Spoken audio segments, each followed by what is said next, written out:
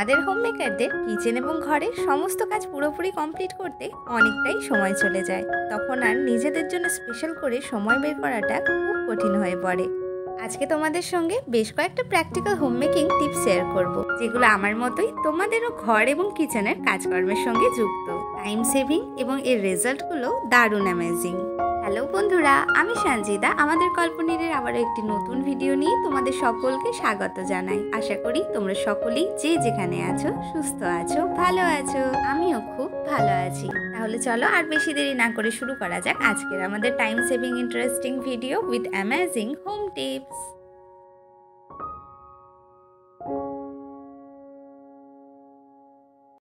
এর আগে আমার ভিডিওগুলোতে তো তোমাদের সঙ্গে খুবই সহজে গ্যাস ওভেন এবং মাইক্রোওয়েভ ওভেন পরিষ্কার করার ইজি পদ্ধতি তো আমি শেয়ার করেইছি। আজকে তোমাদের সঙ্গে শেয়ার করে নিচ্ছি খুবই সহজে টাইম বাঁচিয়ে কি করে বাড়ির ইন্ডাকশন ওভেনটা পরিষ্কার রাখা যায়। নিয়েছি ইনোর একটা ছোট্ট স্যাশে, কাট করে নিয়ে ভালো করে ইন্ডাকশনের ওপরে স্প্রিঙ্কল করে নিলাম। অ্যাড করে নিলাম খুবই সামান্য পরিমাণে জল আর একটা পুরোনো ব্রাশের সাহায্যে ভিডিওয়ে দেখানো প্রসেসে ইন্ডাকশন ওভেনটা আলতো হাতে রাব করে নেব 5 মিনিটের মতো। তারপর একটা পাতলা কটনের কাপড়ের সাহায্যে আলতো হাতে সুন্দরভাবে মুছে নেব ইন্ডাকশন ওভেনটা। খুবই সহজে কোনো রকম খুব বেশি ঝুট ঝামেলা ছাড়াই পরিষ্কার হয়ে যাবে ওভেনটা।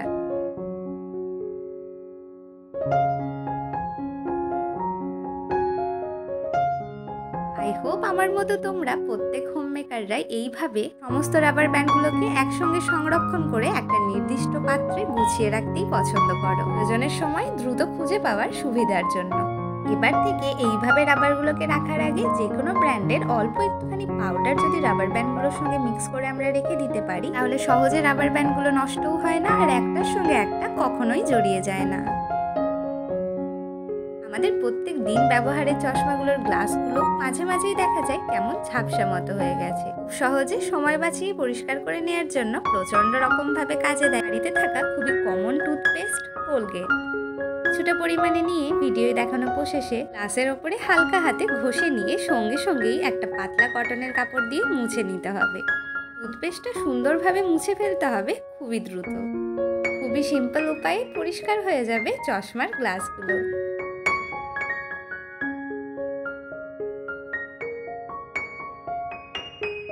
বাড়িতে থাকা রূপোর জিনিসগুলো, তাতে সেটা অর্নামেন্টসই হোক বা পাত্র, এক দুবার ব্যবহারের পর অনেক দিন ধরে ব্যবহার না করে রেখে দিলে কেমন কালো মতো হয়ে যায়। এই কালো দাগ বাড়িতেই খুবই সহজে ওঠানো যায়। এক্ষেত্রেও খুবই কাজে দেয় বাড়িতে থাকা কোলগেট। যে পাত্র বা অর্নামেন্টসটা পরিষ্কার করে নিতে চাইছি সেটার আকার পরিমাপ বুঝে এই পরিমাণ কোলগেট নিয়ে ভিডিওয়ে দেখানো প্রসেসে অ্যাপ্লাই করে রেখে দিতে হবে মিনিট 15-20 জন্য।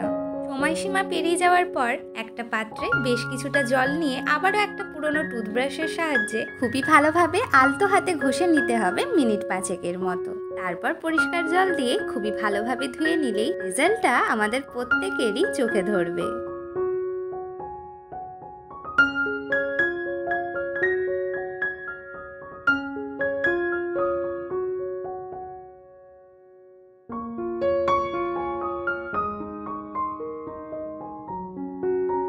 প্রত্যেকবার আটা চালুনিতে নিয়ে যখনই চালতে যেতাম, যতই সাবধানে চালি না কেন এই সমস্যাটার আমাকে সম্মুখীন হতেই হতো। খুবই সামান্য পরিমাণে হলেও আটাগুলো বাইরেতে এইভাবে ছড়িয়ে ছিটিয়ে থাকতো, দেখতেও বাজে লাগতো আর বেশ খানিকটা আটার অপচয়ও হতো। তারপর যেদিন থেকে ভিডিওয়ে দেখানো প্রসেসে এই পদ্ধতিতে আটা চালতে শুরু করেছি, বিশ্বাস করো একটুও অপচয় হয় না আর আমার মনে হয় কাজটা অনেক বেশি সহজ হয়ে উঠেছে। অবশ্যই একবার তোমরাও এই ইজি হ্যাকটা ট্রাই করো। বাড়ির জলের কলগুলো যতই পরিষ্কার পরিচ্ছন্ন রাখা হোক না কেন, জলের জমা দাগ এর মধ্যে পড়বেই। সেটা থেকে মুক্তির জন্য একটা কটনের কাপড় নিয়ে কলটাকে ভালোভাবে ঢেকে ফেলতে হবে আর তারপর সে কাপড়টার উপরে দিয়ে দিতে হবে বেশ কিছুটা পরিমাণে ভিনিগার। এইভাবে রেখেও দিতে হবে মিনিট 5 জন্য। ব্যাস, আর কিচ্ছু না। মিনিট 5 পর কাপড়টা সরিয়ে ফেললেই রেজাল্টটা চোখে পড়বে আমাদের প্রত্যেকের। তোমরাই বলো, কোনো রকম পরিশ্রম ছাড়া কত সহজে পরিষ্কার হয়ে গেল।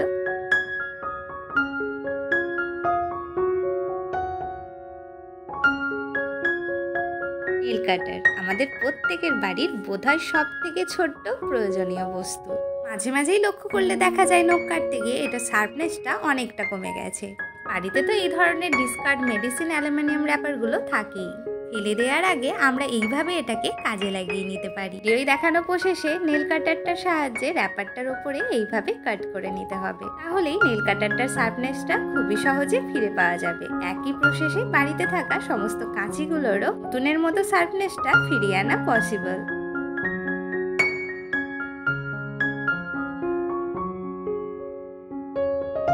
বাড়ির ড্রেসিং টেবিলে খোঁজ চালালে অনেক সময় পাওয়া যায় বেশ কয়েকটা বিউটি প্রোডাক্ট যাদের ডেট এখনো আছে কিন্তু শুকিয়ে গেছে না ব্যবহার করার ফলে। সেগুলোর জমাট ভাব দূর করে খুবই সহজে আবার নতুনের মতো করে নেওয়ার জন্য কিচেনের গ্যাস ওভেনে চাপিয়ে দেব বেশ কিছুটা জল। ভালোভাবে গরম হয়ে গেলে তাতেই ডিপ করে দেব বিউটি প্রোডাক্টগুলো মিনিট 5 জন্য। তারপর জলটা ঠান্ডা হয়ে গেলে প্রোডাক্টগুলো তুলে নিয়ে ভালো করে খুলে চেক করলেই দেখতে পাবো জমাট বাঁধার সমস্যাটা দূর হয়ে গেছে খুবই সহজে।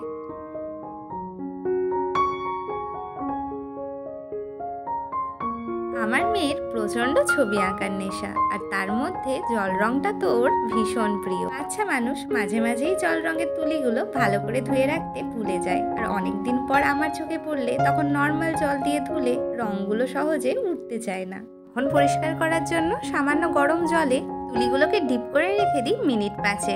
তাতেই এত সুন্দরভাবে পরিষ্কার হয়ে যায় তুলিগুলো, আর খুব বেশি পরিশ্রমও করতে হয় না।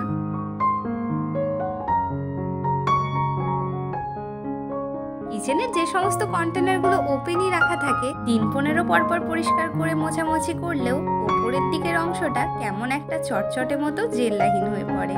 এগুলো থেকে খুব সহজে মুক্তি পাওয়া যায় এই সহজ উপায়ে। একটা বোলের মধ্যে নিয়ে নিয়েছি বেশ কিছুটা ডিশওয়াশার জেল, আর তাতে যোগ করে নেব গরম জল আর 2 চামচ মতো ভিনিগার।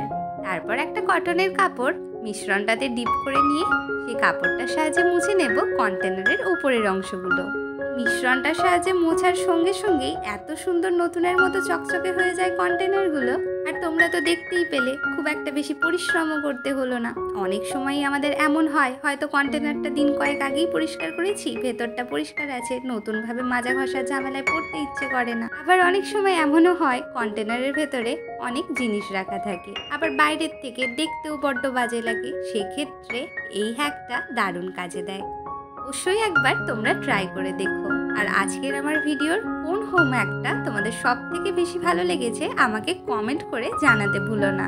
আমার home making, cleaning, organizing, daily লাইফের ভিডিওগুলো তোমাদের ভালো লাগলে করো, শেয়ার করো। পরিবারে নতুন এসে থাকলে, আমার ভিডিও প্রথমবার দেখে থাকলে পরিবারে নতুন সদস্য হওয়ার জন্য প্লিজ সাবস্ক্রাইব করে দিও।